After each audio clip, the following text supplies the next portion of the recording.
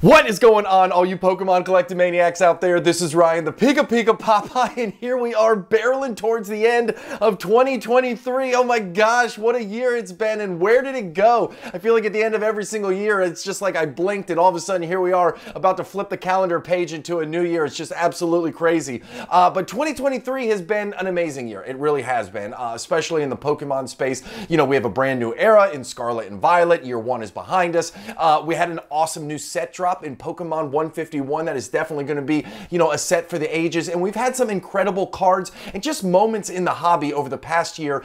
When I was sitting back and I was reflecting on it, I thought, what a cool thing to do to end the year with talking about some of the most, call them iconic. I don't know if I would call them the best, but some of the really cool things that have happened here in the space, you know, over the last 12 months. And so I have a list of, I don't know, there's like 12 or 13 cards on here. You always know I say 10, and there always ends up being more because I just get so excited I can't possibly keep it to 10. But there's a list of cards here in this video, which I think helped make 2023 what it was. Now, again, this doesn't mean that they're going to be the most valuable. This doesn't mean that these are going to be, you know, big, huge investments further down the road. Some of them are, but some of them are just, you know, setting the pace, setting the trend for what Scarlet and Violet is really going to be in the future. And I think a lot of these cards really made this year special, and I can't wait to share them with you right now. Now, with that being said, I hope you all found a lot of value in this channel over the last year. I hope we provided you with some extra tools in your tool belt to play chess where everybody else is playing checkers. And if you made it through this year and you've enjoyed the channel and you haven't hit that subscriber button yet, what do? Hit the subscribe button. Questions or comments, drop them down below. And as always, if you like what you see,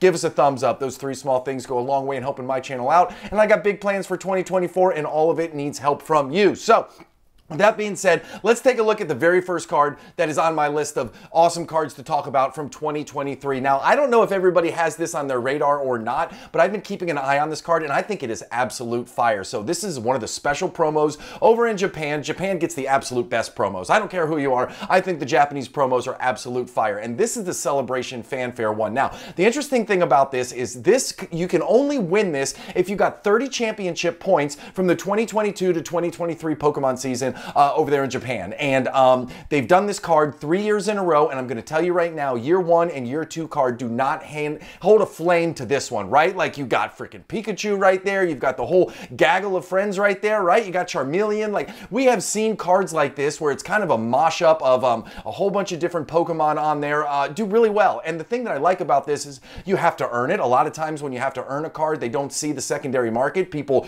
obviously have a lot of value in these. They hold them in their collections.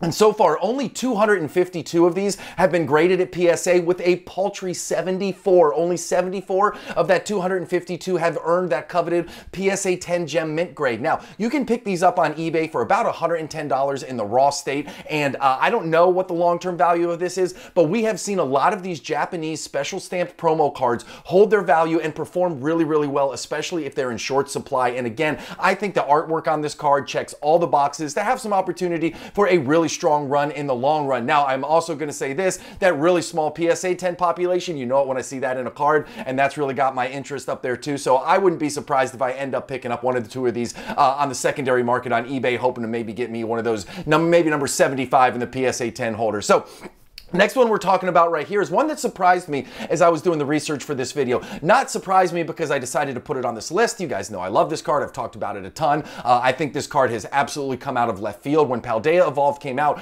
everybody loved this card. They loved the artwork, but I don't think we really expected it to hold its water as long as it has, right? Like, it popped off early, and I think all of us, myself included, were just waiting for the shoe to drop and do the Pokemon pop and flop like most of the cards do. But this one said, I am holding strong. Freaking Magikarp illustration rare right here has been an awesome play over the last 6 months, really ever since the set came out. Now, what really jumped off the page at me is when I was doing my PSA population report data dives like I always do, there has been 1,420 of these graded. Only 267 have made it in PSA 10. Like, that is absolutely crazy. We're going to look at another card, I'm sure you know what that is, from Paldea Evolved later on in this video.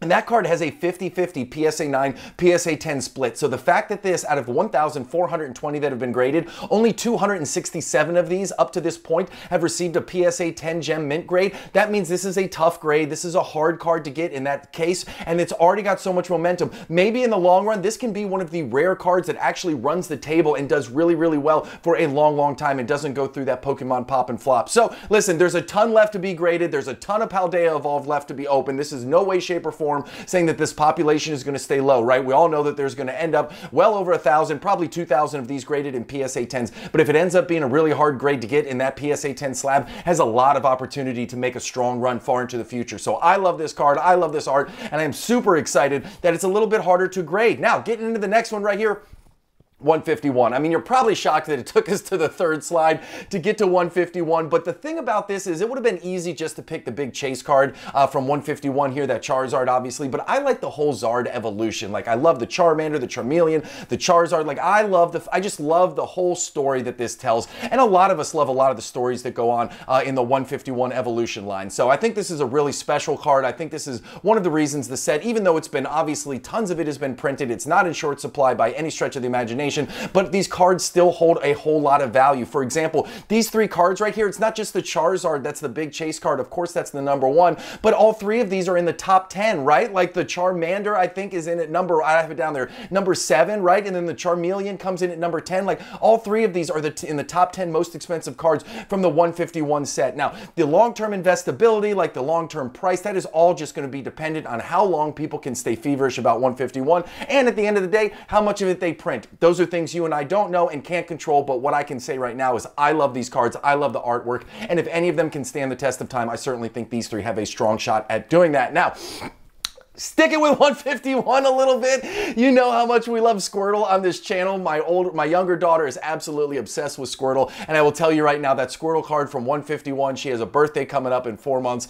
You know, if I can find it at a decent price, that will be in her collection in a PSA 10. But I just love that Squirtle got some love this year. You know, sometimes my band can fall a little bit under the radar, but that card on the beach has done really, really well. And the other thing is also, these stamped promos have been going absolutely crazy here in 2023, and I don't know if that's because, you know, the Pokemon Center exclusive Elite Trainer boxes, like, they now don't just come with additional packs, but now they also have the stamped promo card in there, which I think is bringing more attention and more focus on these stamped promo cards in general. So this Squirtle, you could get this if you bought X amount of products, or I think it was the 151 Ultra Premium Collection box from the Pokemon Center, and this Squirtle card with the stamped promo in the lower left-hand corner has performed really, really well. So not only did I want to highlight the fact that my man Squirtle has gotten some love this year, but I also want to highlight the fact that this has brought stamped promos, for whatever reason, however you have to get them, to top of mind for me, and that's something that I'm going to keep a lot of focus on here in 2024. Now, I'm not just going to go and blow a whole bunch of money to get a stamped promo, but if you can get a stamped promo and that aligns with some wants or needs or collector goals that I have, I will absolutely not hesitate to pull the trigger, because I think these stamped promo cards are just going to continue to do, you know, better and better far into the future. So love the fact that Squirtle's getting some love, love the stamped promos, and it's going to be interesting to see what new stamped promos we have coming our way in 2024. Now, the next one right here, back into the Japanese space, and I love the artwork on this card. I'm not gonna lie, I think this might be my favorite artwork up until this point, right? And this is this promo card from the Yokohama World Championship deck. You know, it really is stunning, and I think that this is really helping to drive the value of that box. I will say this, again, doing my PSA research, there is 7,000 of these in a PSA 10 holder right now. That is a whole lot that have been graded, and there is a whole lot more left to be graded. This could be one of those Japanese cards that we see end up, you know, in the 10, 15,000 range with PSA 10 labels. Now, these are going for like 230, 250 bucks in a PSA 10 slab right now. Personally, I'm pumping the brakes on it. As much as I love this card, I'm gonna give it some time to flush out. If that number gets north of 10,000, I really expect that price to come down hard here in the near future. I think right now it's just getting a lot of pumped and a lot of love. The box is awesome. Obviously, the artwork is awesome. But at the end of the day, that is a big number. So I don't know where the price is going to end up. But me personally, it's on my hit list. I want it in the collection. The artwork's stunning. Just look at Pikachu. I love everything about this card. But it's just not in the cards right now. I'm going to wait. I'm going to see where it ends up at. And I guarantee you in the future, I will probably break down and buy this. At what point, I don't know. But it's a dope card, and I got to have it in the collection. Now, speaking of cards that you either love or you don't like, the Terra Charizards, right? And I had to bring that up just because it is a big thing in Scarlet and Violet, right? So they came out, and there was a bunch of different thoughts on there. You know, at first, I honestly didn't know. I was kind of on the fence for the first 3 or 4 months, and I've come out and said, hey, listen, they're not necessarily my favorite, but they're also not the ones that I hate. So, you know, they're kind of in the middle for me. I do think that it's gotten a little redundant, right? Like, I think that they are absolutely, they need to find a new way to kind of refresh the artwork, and it's hard with so much going on, but I think it's getting a little overplayed and a little redundant. But what I love about it are these next two things. I love the fact that Charizard is now playable, right? Like, Charizard is able to have an absolute awesome deck in the TCG space. So it's not just people who are going after it for collecting or, you know, investing in it, but it's also the fact that this card's, you know, have the ability to be actually played in the game itself. And I think that is really, really cool. And again, we see a dark type Charizard, right? We haven't seen a dark type Zard since Dragon Frontier. So I absolutely love that they're bringing that back, pulling it in from the way out machine. So what is this going to be? I don't know. I will say this. We're in year 2 of Scarlet and Violet, and typically, at least towards the end of year 2 and certainly into year 3, in previous sets like Sun and Moon and Sword and Shield and those eras, we've seen some really awesome artwork, some really awesome sets, and some really high value cards come out. So are they going to continue this trend? Is it going to be nothing but, you know, routine and mundane and just kind of stamped, you know, Charizard Terras for the rest of Scarlet and Violet? I don't think so. I think we're going to have some awesome artwork ahead of us, and I think these are the ones that kind of kicked everything off. So not my favorite cards in the world, but I do think they're critically important to Scarlet and Violet, and it certainly got Obsidian Flames a whole lot of love early on. Now, coming in right here, I told you we would talk about another Paldea Evolved card here, and this is a card that literally drove a reprint, right? Like, when this card first came out over in Japan, Kleber's prices spiked through the roof. That's the Japanese set that had this card, and Japan immediately said, hey, listen, we have to reprint this and to make sure that people can actually get it in their hot little hands, and so they did, and the prices come down, but this card is still crazy expensive over in Japan, and the card has performed really, really well here in the US as well. Like, we see and talk about the Pokemon pop and flop a lot on this channel, but over the last 6 weeks, this card has actually gone up a little bit. Now, for an awesome card from a set as new as Paldea Evolved, that is really, really strong, showing considering the overall market has been softening a lot. So, you know, the fact that this card has been able to perform so well over the last 6 weeks, and really ever since it came out. Now, obviously, the price started off super high, and it did normalize a bit. But, you know, this card, I think, has kind of been the exception to the norm, is what we see when the big chase cards first come out. I mean, my God, think about Lugia, right, from Silver Tempest. I mean, that's been out 13 months now, and this was the first month we ever saw it actually take a small uptick up. It has just been coming down ever since the set released, and Iono has at least been fighting strong here. So I think that's really cool. Now, this is the other one I was talking about when we were talking about that Magikarp earlier on, where the PSA 10 population was such a small percentage of overall cards graded. This is the one with the 50-50 split. So half of them are in PSA 9s, half of them are in PSA 10s. There's been 3,000 graded, so you got about 1,500 of each. Again, like I said earlier, there will be more of this card graded. This population is going to continue to increase for the next 3 years, right? There's going to be tons of Paldea Evolved out there,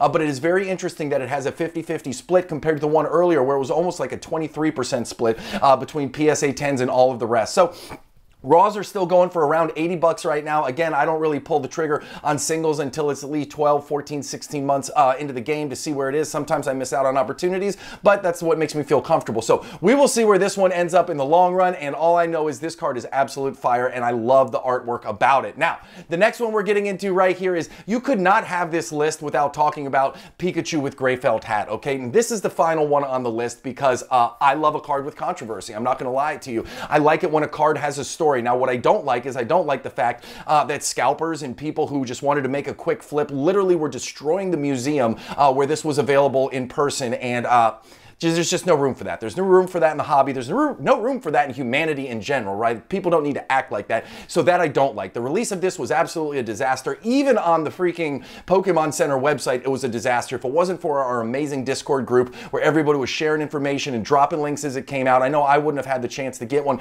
But even with all of that help, you know, we got 2 statues, and so I got 2 cards that are on their way to PSA right now.